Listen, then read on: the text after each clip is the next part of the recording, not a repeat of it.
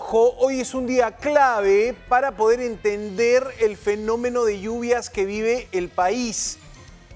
Probablemente al cierre del día tengamos el último comunicado de este Comité Multisectorial del ENFEN, que nos reporte y nos confirme la inminencia de un niño costero. Los términos serían los mismos que expusimos ayer. Un temporal de lluvias que podría llegar hasta noviembre de este año, podría prolongarse en el tiempo, pero a partir de julio empezar y superar su fase de leve a moderado. Hoy el vocero del ENFEN, que atendía a Latina, quería dejar en claro que no sería un fenómeno de niño costero tan intenso como el del año 2017. Vamos a escuchar ese reporte, vamos a escuchar el reporte que dio Luis Vázquez, vocero del ENFEN, que es esta comisión que analiza y estudia el fenómeno del niño. En particular el niño costero. Después te voy a mostrar cómo estuvo Tumbes, complicadísimo, con una lluvia de 5 horas que dejó las calles inundadas hoy. Y vamos a repasar la historia de esta construcción que indigna en Arequipa, ¿no? Techaron una torrentera, techaron un canal de drenaje de agua. O sea, en el colmo de la irresponsabilidad, el abuso de un ciudadano se convierte en una situación de riesgo para la población aledaña en esta zona de Arequipa. Finalmente te mostraré qué están haciendo los políticos en esta emergencia de lluvias. Falta combustible en Lambayeque, me decía el gobernador. Y el presidente Balcázar, ¿tenía que estar hoy en Piura? ¿Irá el fin de semana al norte? Te lo voy a ir contando, pero primero hay que mostrar esto. La voz del ENFEN, que nos explica oficialmente que estamos en el inicio de un niño costero. La condición ambiental está evolucionando hacia un niño y se presentaría desde marzo hasta noviembre. Y predominantemente una condición débil y que podría escalar a moderado en julio. Entre febrero y marzo son los meses que de más lluvia se presentan, y eso es normal. Sin embargo, como el mar está caliente, o se está calentando cada día más, este calentamiento contribuye en dar humedad a la atmósfera, entonces se esperaría que las precipitaciones sean mayores, pero no está alcanzando los volúmenes del 2017, por ejemplo. Bueno, allí al final el ingeniero Vázquez nos decía, no estamos alcanzando los volúmenes de lluvia del 2017. De todas maneras, la lluvia en Lima ya se sintió y podría sentirse también en los próximos días. La jefa de Senami decía, marzo será el mes de las lluvias para la ciudad capital. Y aquí también vamos a hablar, Lore, de lo que te cuesta la lluvia, de lo que te cuesta proteger tu techo, proteger tu casa, y de lo que cuesta reconstruir viviendas que hayan tenido daños de infraestructura que las conviertan en inhabitables, porque de eso también están hablándote los gremios empresariales. A mí me preocupa, escuchaba al vocero del ENFEN, yo sé que es un ente absolutamente técnico, pero yo siempre siento igual que desde la vocería no hay que pecar de calmados, porque en nuestro país las autoridades, la prevención es un gasto innecesario. Yo nunca me voy a olvidar acá haber tenido sentado a Mónica Delta, un ministro de Economía, diciendo un mea culpa sobre el año pasado en la economía y decía haber gastado tanto en prevención de un fenómeno del niño que no llegó. Lo dijo así, a cara pelada. Gastar en prevención es un desperdicio. O sea, si no viene la lluvia, no pasa nada. Entendiendo eso, si hablamos, no, pero tranquilo, o sea, viene el niño, pero como el 2017 no va a ser. Yo creo que es mejor pensar que va a ser igual, que podría ser peor y que hay que estar listos para lo peor, para todos los escenarios posibles, porque nuestras autoridades a todo nivel, realmente, hasta que no salen a la puerta de su casa y ven la lluvia, la ven inundada, abren el caño y no les sale el agua, no se enteran que hay fenómeno del niño. Sí, Lore, te quiero mostrar el último reporte de cómo está la temperatura del mar en la zona del Pacífico ecuatorial. Ese es el reporte de la Oficina Nacional de Administración Oceánica y Atmosférica de los Estados Unidos. Miden la región 3-4, que es la región del Pacífico, y miden la región 1-2, que es la región del Pacífico que impacta directamente al Perú. Vamos a esta imagen para poder ver exactamente el... Aquí lo que importa mucho, amigos, es concentrarnos en los colores. Miren esta masa roja de calor. Esta es la temperatura del mar y miren hacia dónde se desplaza. Esto es lo que te está contando la NOAA, la agencia de los Estados Unidos que mide y monitorea la temperatura del mar. Esta es la costa norte del Perú. Esto es Tumbes, esto es Piura, esto es Chiclayo, más abajo Trujillo. El desplazamiento de estos puntos naranjas, casi rojos, te están explicando que ya estamos en un potencial niño costero, en un niño costero iniciándose. ¿Ah? Ahora, esta imagen nos está hablando de la temperatura del mar, que hay que tenerlo claro, es lo que finalmente genera y provoca lluvias torrenciales en la costa. Mientras aumenta más la temperatura, tienes esa consecuencia inmediata en la costa del Perú. Y es esta la lógica, la masa que se desplaza, la masa de agua caliente, porque es temperatura superficial del mar, que se desplaza hacia la costa del Perú, es lo que potencialmente genera este riesgo, es esa anomalía. Normalmente tendrías que tener una franja de agua azul, una temperatura usualmente fría. Claro, nuestro mar suele ser frío, ¿no? A diferencia del Atlántico, al mar Caribe, si quieres, nuestro mar es bastante frío, en algunas zonas casi heladito. Sí, esta imagen es de ayer, es la foto que te saca NOAA de Estados Unidos de ayer, del 26 de febrero. Ojo que ellos tienen reportes diarios y vamos a poder ver. Pero volvemos a explicar la lógica aquí, ¿no? Estamos ante una masa de mar caliente, una masa de mar expresada en los colores naranjas y rojos, que se acerca a la costa peruana, se acerca a donde empieza nuestro mapa y potencialmente tienes toda esta zona que podría verse afectada. Lo usual en el Perú es que tengas estos azules más hacia arriba, Claro. que tengas una franja de mar no con esta anomalía de temperaturas altas, ¿no? Por encima de los 28 grados incluso. Entonces, muy probablemente lo que veamos hoy en el reporte del ENFEN es este resumen, es esta alerta. Vamos a tener un fenómeno niño costero, calentamiento de mar que provoca lluvias torrenciales. Esto era respecto a NOAA, pero yo quiero también mostrar una medición y el recuerdo de lo que fue, cómo era este mapa en marzo del 2017. Esa es la imagen. Claro, importante, porque él Mira, puede decir, ay, todos los años es lo mismo que Santiago, que alarmista siempre, ¿no? Claro, mira por ejemplo aquí, este es el escenario 2017. Estos dos cuadros que ven aquí son el escenario 2017. Este es un promedio histórico de cómo sería Así luce. la temperatura del mar en condiciones normales, ¿no? Más celeste que otra cosa. Exactamente. Creo que entender los colores nos permite comprender esta dinámica que estamos haciendo para saber de qué estamos hablando, ¿no? Tienes una corriente fría que se extiende por la costa del Perú, Claro. ¿no? Por nuestras millas marítimas. Tienes una masa caliente que avanza, pero que normalmente no toca la costa, normalmente no calienta la costa del Perú. Bueno, la anomalía del 2017 fue la siguiente, y quiero que me acompañes para ver aquí el mapa del Perú, la costa norte del Perú, fuertemente impactada por el calentamiento del océano.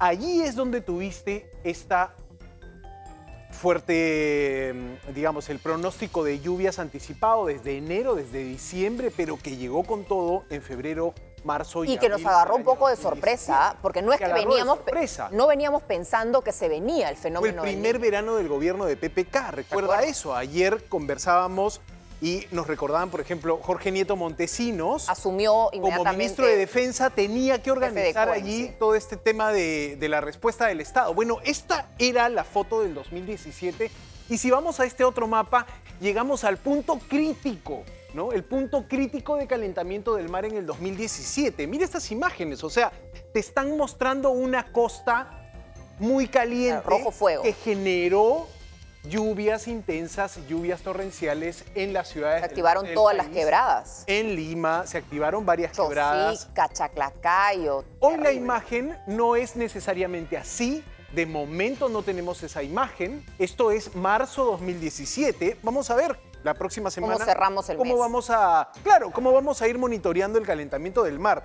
Pero muy probablemente lo que tengas esta tarde es al ENFEN, a esta comisión del Estado peruano que analiza el fenómeno del niño, diciéndote, ojo, puede ser que este niño evolucione, llegue a ser moderado en julio y tengamos presencia de lluvias, tengamos un verano muy caliente, un otoño muy cálido y un invierno no tan frío, ¿no? Estas son, digamos, descripciones que hago desde la base de que como periodistas hemos estado contando esto, como periodistas nos informamos de cómo funcionan estos fenómenos. Los meteorólogos, por supuesto, tienen otro lenguaje, tienen probablemente un glosario más técnico. Nosotros no hablamos de lo técnico. Nosotros intentamos traducir, explicar la complejidad técnica del calentamiento del mar y su expresión en lluvias en ideas más sencillas. Lo importante es que lo entendamos todos. Al final, todo esto se traduce en altas probabilidades de muchísima devastación, de muchísima destrucción, de la posibilidad de tener pérdidas humanas, pérdidas materiales, pérdidas económicas que impacten de igual o menor medida a distintas personas. Porque si hablas hasta de un clima, lo que puedes decir, lo menos malo de todo lo malo, el calor va a durar toda la temporada de invierno. Bueno, terrible para toda la manufactura. Sabemos cómo sufrió Gamarra con ese verano que no existió. Los sectores económicos que se ven afectados por este fenómeno climático. Todo es complicadísimo. Efectivamente. Escuchemos a Luis Vázquez del ENFEN que nos relata cómo fue en el 2017. ¿Por qué en el 2017 sentimos un niño costero? Lo que vamos a tener ahora, pero mucho más intenso. Escuchemos esto. El año 2017 fue un niño corto que entre febrero y abril y se caracterizó este niño porque fue uno de los más lluviosos en las últimas décadas, ¿no? Y ahora quiero mostrarles la última imagen de Tumbes, ¿no? Detrás mío pueden ver esa franja azul, exactamente en el cuadro en el que aparezco se ve esa franja azul de cómo sería. Te van a poner así en aquí está, ¿no? ¿Cómo sería ¿Cómo debe ser? Una situación normal, promedio? En verano. En verano. Ok. Una costa que no se calienta tanto. Aquí atrás mío tenemos cómo fue en 2017, cómo evolucionó y cómo llegó a su pico con un mar muy caliente en marzo del 2017. Y podemos volver a ver el primero que mostraste de cómo andamos ahorita. Claro, en esa la imagen gráfica de cómo estaba la temperatura del mar ayer, según la Oficina de los Estados Unidos, Oficina de Administración Oceánica y Atmosférica. Aquí lo que nos importa es ubicar el mapa del Perú en ese punto blanco, efectivamente, allí donde la cámara nos está siguiendo. Pero puedes ir a... Y cerrarnos solo para poder detallar, porque quiero mostrarte lo de Tumbes, que me parece la expresión de este mapa. La expresión de este mapa es Tumbes. La masa de mar caliente que empieza a llegar a las costas del Perú. Esa es la lógica del niño costero. Ya no queda mucho celestito. Lo normal es esto que ocurre acá abajo. Pero ya no es muy celestito, ya está medio verde, empieza a cambiar de color, empiezas a tener... Y ojo, esta es la foto todavía febrero. No, la foto que tú nos enseñaste es marzo. Tenemos que ver qué es... ya puedes tener una... La comparación. Y este mapa ya puede empezar a pintarse de rojo. Exacto. Lo que se traduce en lluvias. Pero quiero mostrarte el impacto de la lluvia ayer en Tumbes, que me parece importante ver cómo las ciudades no están preparadas para esta situación, cómo las ciudades con una lluvia de 5 horas sufren mucho, se inundan, los aniegos son tremendos, no hay infraestructura que drene las aguas en una ciudad capital como Tumbes. Vamos a ver la imagen de lo que fue la lluvia anoche, era lluvia torrencial. Mira esta imagen.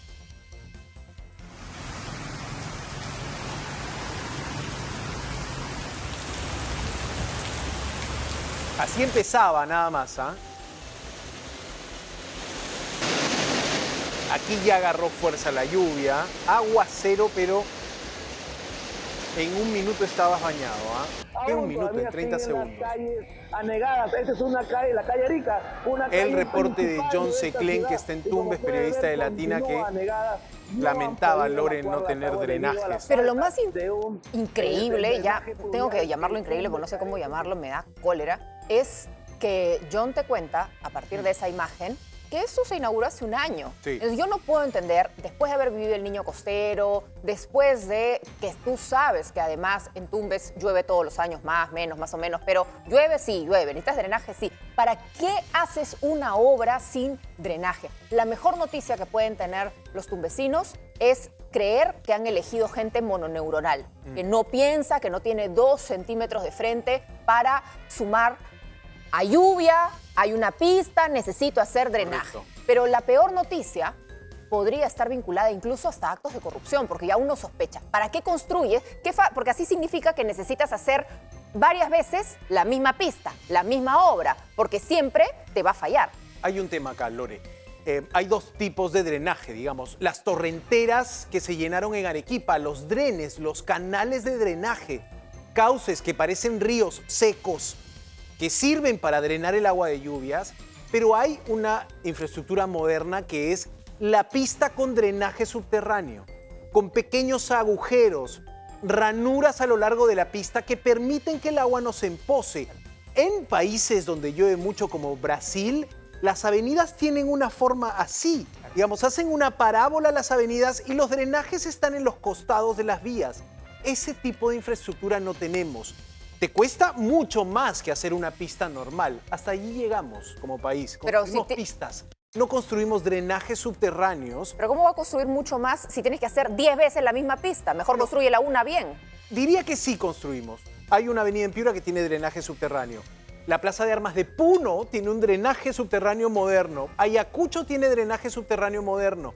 Pero claro, las ciudades afectadas por el Niño no tienen esta infraestructura. Tumbes es impresionante cómo no solamente no hay agua potable en esa región, no solamente estás hablando de una región que tiene esta situación con las pistas permanentes a modo de piscina. Me parece impresionante cómo realmente no se hace un plan al respecto. Lore, la imagen de la indignación total. En Arequipa techaron una torrentera, o sea, realmente es increíble lo que pasó, pero construyeron una edificación de 3 pisos sobre un canal de drenaje, sobre una torrentera, como le llaman los arequipeños. Vamos a ver esta imagen que nos trajo nuestro corresponsal.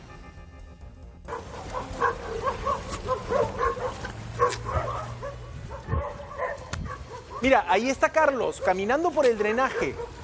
Por allí tiene que discurrir el agua de lluvia. Y mira, hicieron un hotel, una construcción. En algunos lugares se va adelgazando, se van tornando más angosto y esto hace que el flujo de agua se pueda fácilmente desbordar. No, una locura. O sea, esta es la zona del Chuyo, una de las más afectadas en Arequipa por el ingreso de la torrentera. ¿Cuánto costará a unas 600 familias en Arequipa con viviendas muy dañadas en sus bases, muy dañadas por el emposamiento, por la inundación? Unos 40.000 soles por familia. Lo dice Capeco, la Cámara Peruana de la Construcción. O sea, si tienes la desgracia de que tu casa se inundó y hay un daño de infraestructura, un daño importante, 40.000 soles de tu bolsillo. ¿Ah? El gobierno planea entregar bonos de 500 soles para tener una comparación. Óscar Chávez, vocero de la Cámara de Comercio, habla de los sectores económicos afectados, lo que tú decías. ¿Qué rubros de la economía se impactan negativamente con un temporal de lluvias? Claro, el agro, uno de los primeros, pero hay otros también. La industria manufacturera textil. En Gamarra no se venderán quizá muchas prendas de invierno porque tendremos un invierno no tan frío. Esa es la lógica. Escuchamos a este representante de la Cámara de Comercio de Lima. ¿A cuánto ascendería esta pérdida económica? 291 millones de soles diarios. Estamos hablando de Tumbes, de Piura, Lambayeque, La Libertad. Involucran también a Ica, Arequipa, Moquegua. Estamos hablando de 7 departamentos del país. Hemos considerado 4 sectores los que directamente son golpeados, ¿no? El sector agropecuario, el sector manufactura, el sector comercio y transporte. Bueno, el transporte, por supuesto, el comercio, porque si ya afectas el transporte, carreteras bloqueadas, carreteras rotas, carreteras colapsadas, digamos, por algún bloqueo provocado por un huaico, por una lluvia, ya el comercio automáticamente se afecta. El sector agropecuario sí, porque mueren animales, pero también se dañan hectáreas de cultivo. Esto era lo que me comentaba ayer el gobernador de Lambayeque, que me decía, el río La Leche empezó a desbordarse y me empieza a inundar campos de cultivo. Yo tengo acá productos de exportación que no te esperan, que si se daña con una inundación, si recibe más agua de la necesaria, se va a afectar. Las plantas, cuando no tienen el frío suficiente, no florean, como dice el agricultor, como dice el agroexportador.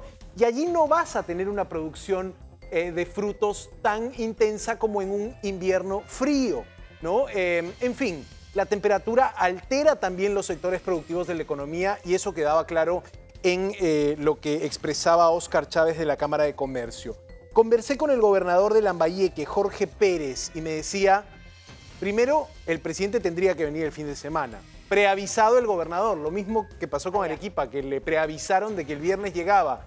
Llegó a mitad de esta semana a Arequipa el presidente.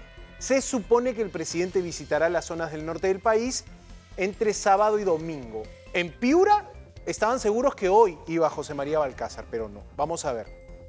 Jorge Pérez además advierte falta de dinero para el combustible. ¿Para qué quiere combustible? Para que opere la maquinaria pesada. Ese dinero todavía no llegó a las cuentas del gobierno regional de Lambayeque. Escuchen. Yo sé que el presidente puede estar aquí el día sábado, sin embargo, mañana vienen los viceministros de Transporte y de Vivienda. Vamos a tener una reunión desde las 10 de la mañana. Las maquinarias ya están compradas, los patrulleros ya están comprados, las motobombas ya están compradas. Necesitamos combustible, porque eso no se mueve solo. Con combustible, nada más. El resto lo ponemos nosotros, el ejército está trabajando, la policía está rescatando a gente. La verdad que estamos en un término de poder reaccionar mejor, pero sí creo que lo poco que nos pueda ayudar el Ejecutivo, o mucho, realmente va a ser bienvenido en estos momentos. Bueno, a la espera entonces de que la agenda del presidente Balcázar considere las regiones del norte del país. Estuvo reunido Balcázar más bien con alcaldes distritales de Amudip, los que promovieron el tema del IGB, que vaya un porcentaje a las municipalidades. Bueno, Balcázar allí busca respaldo político. Y ya no baila toda máquina también, por cierto. Por eso es que ya vemos que ahora van a pasito de tortuga la máquina. Más información contigo. 8 de la noche los veo en las redes sociales de Latino. Muchas gracias, nos vemos.